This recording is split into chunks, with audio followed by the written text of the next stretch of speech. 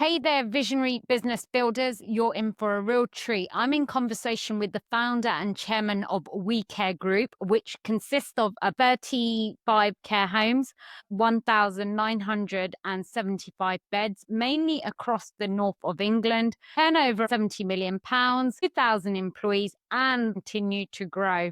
In this conversation, I'm unpacking what motivated Bernie to leave his high flying corporate career after 22 years at BP at the age of 47, when most people are starting to think about retiring, his strategy and approach into private healthcare, and the building blocks used to succeed and overcome the challenges of scaling a business. Bernie, a very warm and special welcome to you. If we go back in time, to those early days, what motivated you to leave and start up, particularly in the care home sector? Talk us through your thinking process that was pivotal in that decision. I think I had a great career at BP, which brought me to different parts of the world, such as Southeast Asia, Africa. And then I returned back home because of my children. My children were at their secondary education stage, and I didn't wanted them to miss out on that opportunity.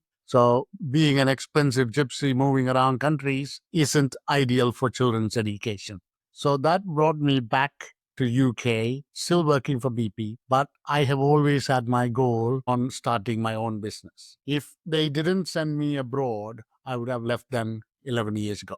So coming back, I said, well, I really wanted to make my own business and I wanted to make my own success. And I still appreciate what BP has done for me in terms of bringing all kinds of business skills, the leadership skills that I have learned over time. And especially when you are working in a completely foreign country, you will have to understand their cultures.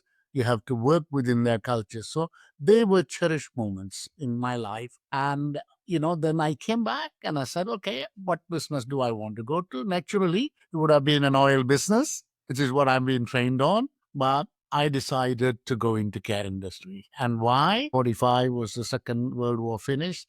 The baby boom in this country started. It went on for 27 years and a further 17 years of slight drop in the boom. The first bunch of baby boomers will turn 80 next year. Average age of a care home resident is 83. So whatever the success we have now, it doesn't matter. It's going to triple, quadruple in terms of the number. Supply and demand situation changes a lot.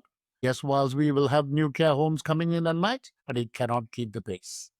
So that's where I started.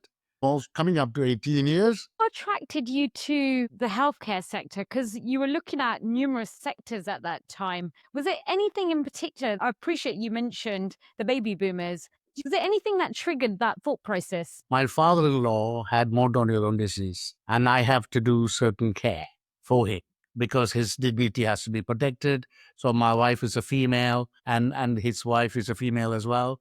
So I will be giving him the bath and all of those things. So I was doing my bit of care, and I really enjoyed it. I really looked at and said, well, that's how satisfying it is. So that was one of the motivations in doing that.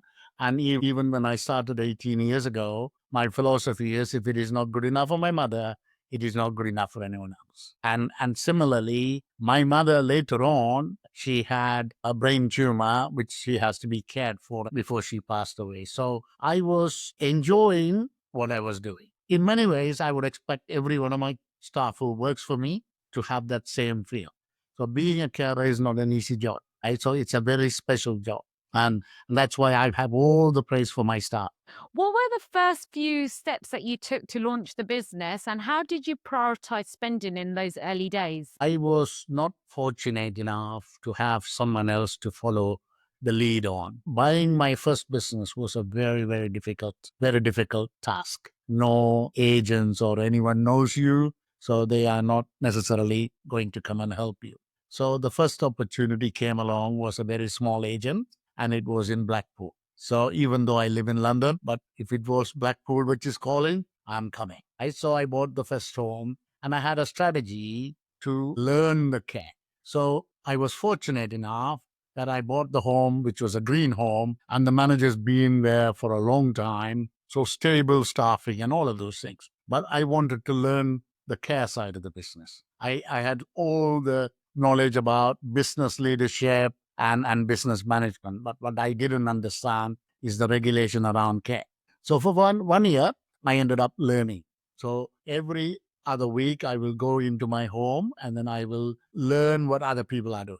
So I have a better understanding of what takes to be a carer, what takes to be a nurse, what takes to be a chef, and all of that. So once I've done that, then I felt I should go back to my BP days of buying problematic businesses and turn them around.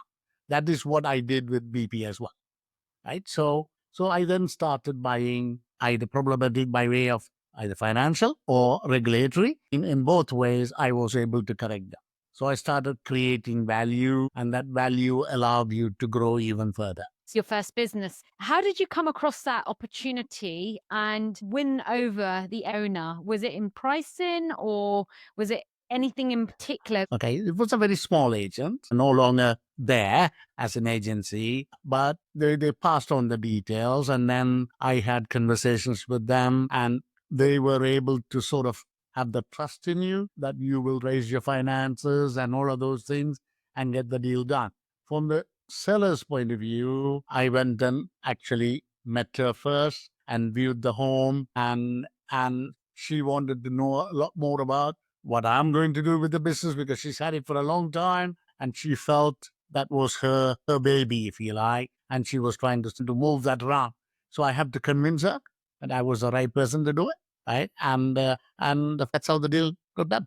That's really interesting. You've gone from oil and gas into the healthcare sector. You had no prior experience other than caring for mother and father, and convince somebody that you're going to take care of their home and the patients. That must have been quite rewarding. My first lender was very, very supportive of what I was about to do.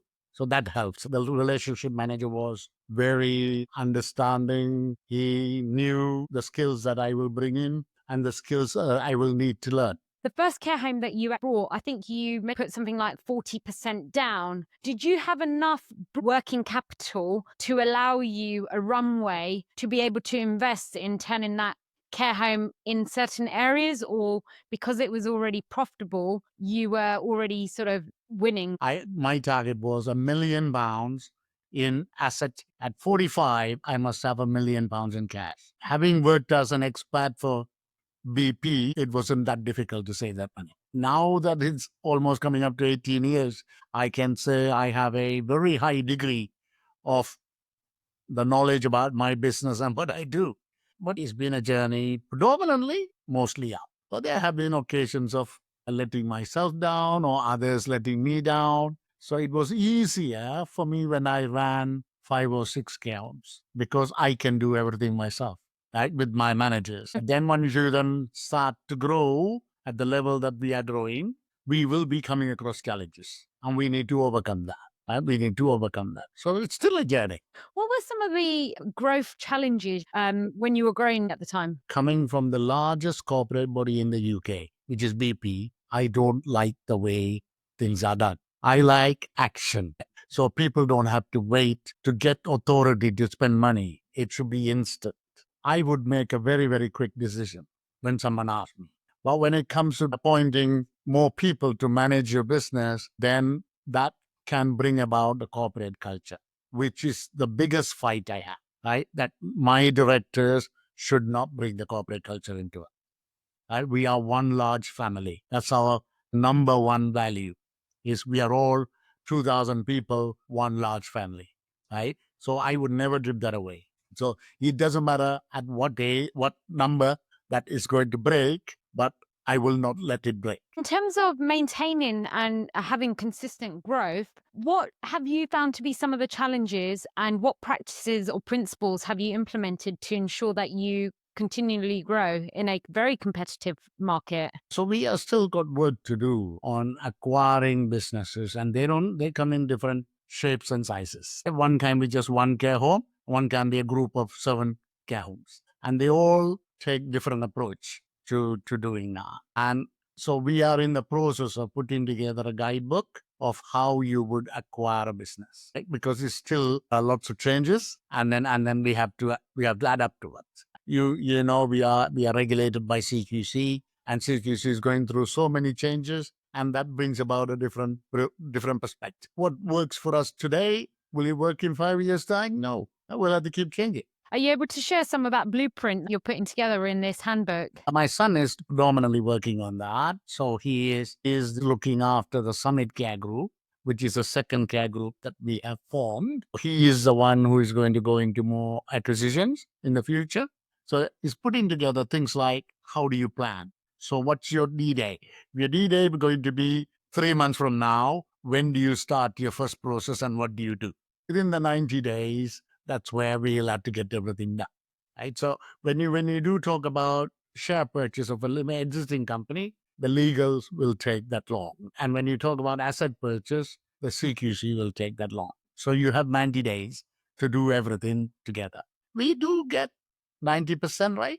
You have to have a checklist. Basically say, have you done this? Have you consulted the people? What are you doing about it? Once you have the timeline, then it becomes easier. Embedding an organization after purchasing, it's a tough job. I know you're a numbers person. How did you manage the financial aspects of the business to ensure that you had sustainability and growth, particularly when you were starting out with limited capital and resources? I only bought problematic homes. So problematic homes, whether they're financial or regulatory, they'll come at the reduced value. And then you will work on the turnaround of that home, whether it's financial or not. Once you turn that around, it will start to reflect on the value. So whatever the value that you create, you're able to borrow 60% of that.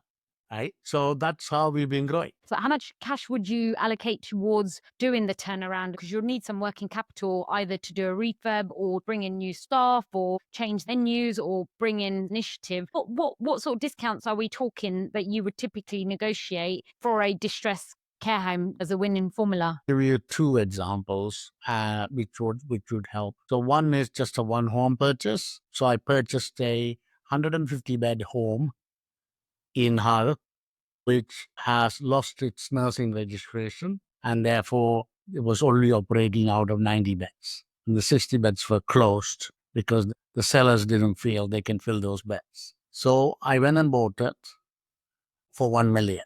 And then the manager is there and is still there. Same manager from the seller. She asked me, can't you open the other 60 beds? I said, yeah, go for it. Now the home is 96% occupied of the 150 beds and makes more than 1 million a year on EBITDA.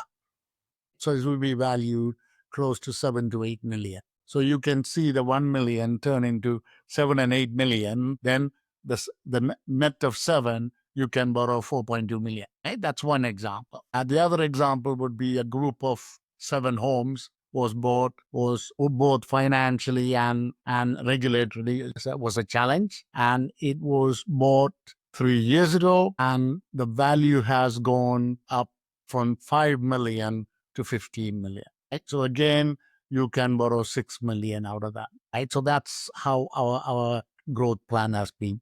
Your first care home, you bought one which was well run. At what point did you start looking at going into the more distressed and got yourself comfortable? And what key indicators did you use that led you to pursue that path? As you said, I'm a number man and I can work out what the value is going to say about the business. I can tell you with my eyes closed what the valuation will come up at. So it only then the valuers work very hard and they come up with a number which I could sort of calculate it without even having a calculator. So after 1 year of running the home in Blackpool, I decided to go and buy 2 problematic homes. My first home was a 30-bedded home, and the second one is a combination of 2 homes of 54 beds. My smallest home is a 24 bed. That is part of that 54 bed. So 24 bed, I still have it. It makes money. It's run very well. So there is no reason for us to sell. Some strategies sometimes will say, oh no, you only want 40 bed plus, right? We don't do that.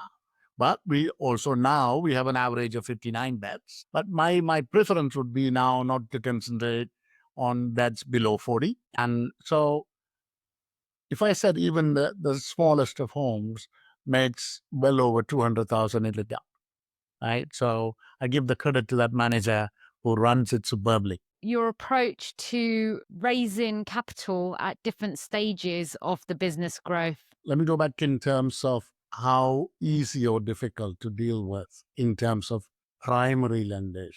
Primary lenders were difficult to deal with during the pandemic. Everyone was not interested because the number of debts were high, insurance costs was going to skyrocket, and all of those things. So they were not happy about lending at the normal level. And that's when some of the challenger banks came into play. Challenger banks have a role to play. Only 3 months ago, I did a deal with the bank, right? And I raised 7.3 million. That wasn't raised for investment.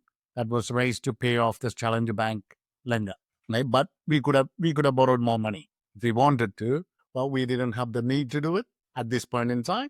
And if a good deal came along, then I can go and knock on the door. We know the valuation. We know they were only lending us 25% of the valuation. So we still have room to move to raise more capital. In your experience, what common mistakes do businesses make? Let's start with my own. I make mistakes too. Predominantly, my mistakes have been on selection of people and on selection of people to lead the way. We have changed the way in which we recruit people. We used to go to the agencies who will only give you people.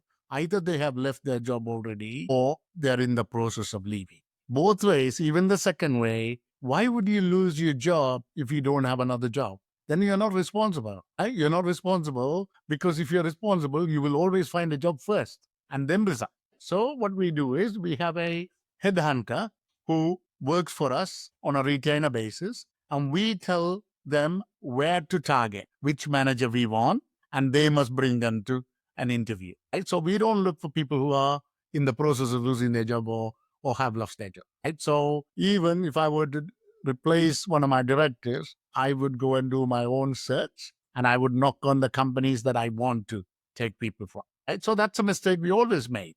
We always made and said, why is this person not so good? Because that's why that person lost the job in the first place. If you're good, no one will let you go. What you're saying is really interesting because I come traditionally from a human capital consulting background. I always find it astonishing how many businesses use a passive and not an active approach to hiring people. Typically, what you find are businesses only hire people when they've got an opening. What they don't try to do is nurture people well in advance of positions becoming available. Is there a reason why you're educating your recruiter and your recruiter's not coming to you? And we keep the current way of recruiting. That's just not myself. I'm talking about the rest of the care industry. So it'll start with me in identifying which home manager I want to recruit. Then I go to my headhunter and say, target that person. Right? But in order for you to do that, you must also have your house in order. Because why would they want to come and work for me when they're very happy working somewhere else? So if you look at my scores on Indeed, I score 4.1 out of 5. And in Glassdoor, I score 4.6 out of 5. And I also get 93% approval rating. So when they read about our company, they really want to come and work for us because we do put people first. So you've improved your employer branding prior to engaging with them. Otherwise, 7 years of service in one single company, and there was no issues. Why would they make a shift? In order to make a shift, we have to be different. When you're considering an acquisition, what is your checklist criteria when you're evaluating the potential target? I'm very geography specific.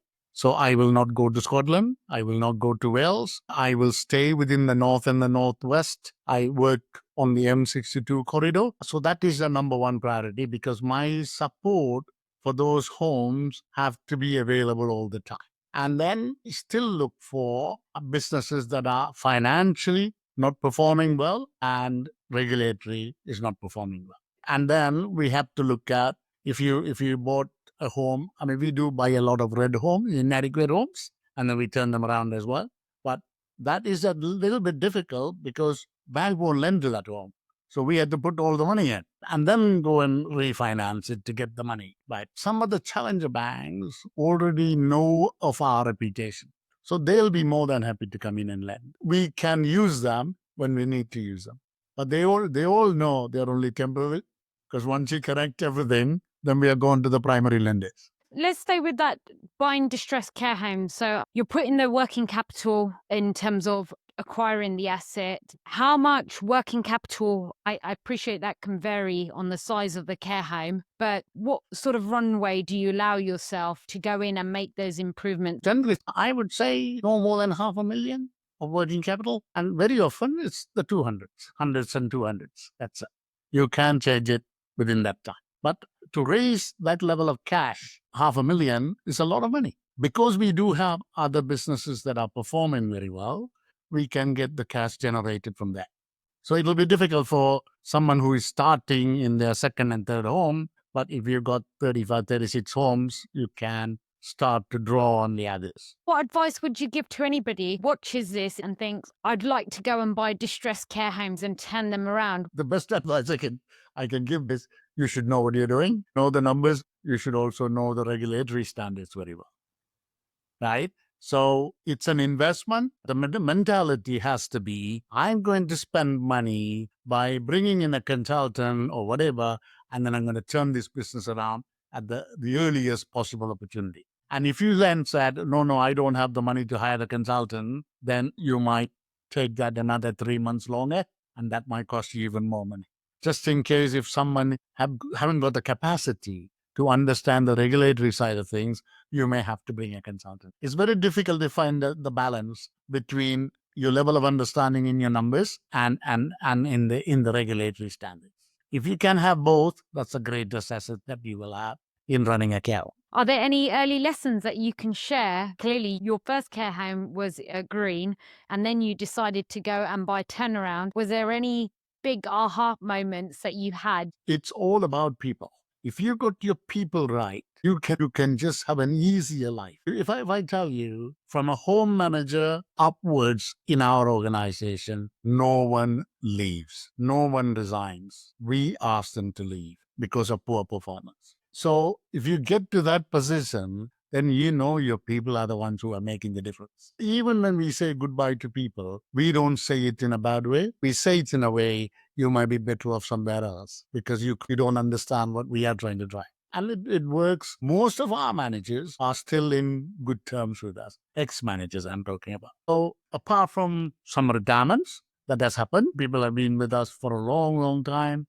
and decided that it is time for them to retire. So those things will always open up opportunities. We have hired 2 graduates and we are putting them through a leadership journey for 2 years. They stand in the care business and hopefully they will start off as good managers. We recognize the average age of a care home manager is at a very high point. So that might result in more retirements and therefore you're going to have to start going people. And we also always like to prefer an internal appointment as opposed to an external appointment. But only if you don't have a choice, then we have to go with external. On that integration culture and operations, when you're doing acquisitions, what have you noticed in terms of the moving parts that you have to focus on as your key priorities? Is there a common theme that you've noticed? So I have experienced purchasing a home where they have never seen the owner, they have never seen the CEO of the company. But in my company, everyone knows Bernie. Every month, I will have a Zoom call with all the new starters, welcoming them to the company, sort of explaining what my background was and all of those things. My background is worse than VP in the sense I started off as a forecourt attendant, pumping fuel to the customers. That's how my life started. So our carers are starting at a better position than I did. So they have every reason to come or be better than me. And then if we can make everyone in that category, our business is made so easy because people will turn off the light when they don't want to. If they don't turn off the light, then they know they're not looking after your business. Right? So I will go in and I'll go in and watch the home and say, okay, do you need the lights right now? Or is it turned off? If it's turned off, I walk away very happy. These people are the ones that I want. So I don't tell them, but they are aware of it. So we do have what we call PQP calls every month. So P stands for people, quality, and then performance. We don't put the performance first. Right? We want the people first, quality second, then performance third. We get the first two right. The third one is easy. right? So that's how the mentality is, I think. If you find from a smaller group, we will call ourselves a medium-sized group now, smaller group to larger group, no one has the scores that we have. No one scores 4.1, 4.6. Right? So we must be doing something right. Right? So we have to keep continuing that. I mean, I will always ask a question, why is it only 4.1? Why isn't it 5?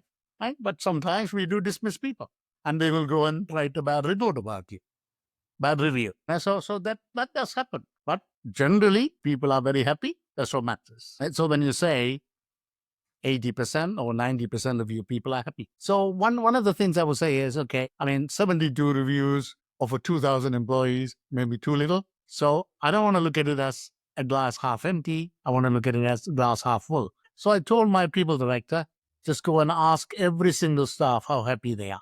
And the score came up with 40% response rate and the same score. That's validation. We do email communication with them. Everyone has an email address and we do email communication with them. We use, I think, Survey Monkeys to get feedback. Do you do that on a quarterly basis or every 12 months? Normally, at least once a year, you need to have a gauge of what you're doing, and then you need to understand that. So nowadays with technology, lots of information available. Everyone knows how much money you should be making. Everyone knows what the people scores are. Everyone knows how many green homes are in this country. So the information is a free flow, but getting there and being there is the toughest job. Who may be going through a similar situation? So when I worked for BP, every year, every 2 years, there'll be a reorganization, right? And people will be losing their jobs, right? So people will come to me and says, "Are you not worried?" So I said, "No, I'm not worried. If they lose me, it's their loss. It's not mine. Right? It's not mine because I believe in what I do. I do not have any doubts of what I do. I keep repeating the same thing over and over again. So when I went to work in Zimbabwe, covering Africa, so we had a town hall session. In there, they gave me the feedback saying, "You're an expat, you're here on a holiday," right? So I said, "Don't judge me when I'm here. Judge me when I'm gone." Right? So then I moved on to South Africa, covering South Africa and Africa. And every staff thought I was the best person that they worked for because everyone had a progression. So no point in valuing you on the job that you're doing. Is always value is in two ways. You're better than someone else who is there, or you have just shown that level of evidence that you have done it. Was there any self-doubt moments when you had the care homes? At this point, you didn't have BP behind you. At this I never point, had maybe behind me. I always did what I had to do. So I would have been the most rule breaking in a corporate world. I refused to accept those terms. I said, this is my business and I'm going to run it the best as I can. Right. And because you're doing very well, no one is questioning you. No one is questioning you because you keep repeating your performance to be pretty much fantastic. Right. So I bring the same leadership skills into running my channel. Corporate people are paid a lot more than in my organization. It's about people. It's not about, can I give them £5,000 more in a year? If I can, I would be the first one who will be doing it. Right. So it was sort of a good example would be one of our regional managers all of a sudden got a pay rise. So she emailed me and said, why? Said, recognizing your performance. Right? She said, oh, that's why I thought you give bonus. I said, yes, but I can also give you more than one bonus. Right? So she said, I have never seen that before. That's a nice thing to do. Right? When people are working so hard, why shouldn't you reward them? for sure, So I mean, especially I in the think I healthcare think there are sector good as well. examples everywhere. There are good Yeah. examples everywhere. Talk a bit about you as well on that example as well. So, having experienced losses as well, I think every entrepreneur in some shape or form has experienced losses, whether it be financially or otherwise, and it can be disheartening. How have you dealt with any significant business losses, and what did you personally learn from that experience? There has been two not so popular choices in terms of your decisions of acquiring business. That could amount to 10% and 90% is a success. So you will balance the two and you will learn from that as well as anything else. Even if there was, and especially when you're used to buying homes that are loss making, that's hard to fill. So, for example, I bought some businesses in 2022 where I was clear this is going to lose a lot of money before it comes right. So the lender was told that, but the lender was panicking like mad. He said, look, this is what it is. I have shared you the forecast. So you know already how much money I'm going to lose. So you know that. You know, I have calculated that for your 3-year plan. The bank was nervous because he said he's making so much loss. But it was put in the forecast. It was clearly said in the forecast that we will be making money, right? But we will turn it around. It's about 3 years for it to come to some level of performance that is acceptable. Was it a new lender you were working with or somebody you already knew? We work with so many different banks, and some banks do understand, but some banks, even though they've seen the forecast, they just discounted it. And then the credit committee will get panicking. My God, business is making a loss. But then it's a very quick turnaround within 6 months to 1 year, and then you're back on the track. How are you finding the availability of credit? I never have problems. I wish the base comes down a little bit. There was a number of banks interested. But only thing is, the banks also have their different expectation at different times, particularly around the quality performance. Green homes and yellow homes, that can be challenging at times. But if you don't have that many challenges, then it's an easy way to do business. If some of your viewers are finding lending difficult, they should use an intelligent agent to get them the best deal. Because if you went to the bank and you talk to the bank on an individual basis, then your leverage is a lot lower than a broker who has higher leverage. As long as the fees are reasonable, there is no harm in paying. Mike's a very credible individual who's built UK Bank and can add value to that. And when you've got good people around you, as you've said, it makes a difference to get the job done. With that said, I'm conscious of time. What advice would you give to somebody who is running a smaller portfolio, just 2 to 3 years experience? For example, with our growth, I am the CEO of the organization. I have directors at every level, but I need to be one step above them. So, for an example, if I said my finance director will come and ask me, he says, why do you need me? Because you already know what you're doing. So I said, yes, but I can't do the job. You need to do the job. I can direct you, but you need to do the job. The same with the quality director. Will come and say, oh, this is what it is. I will say, no, this is not how it is. And I will qualify that. When they know you know something, that's where you get your respect from. So whether 3 homes, 7 homes, whatever that number is, learn the business. Learn what goes on in detail. Don't just count the money sitting behind a desk and say, okay, I need to put that money in the bank.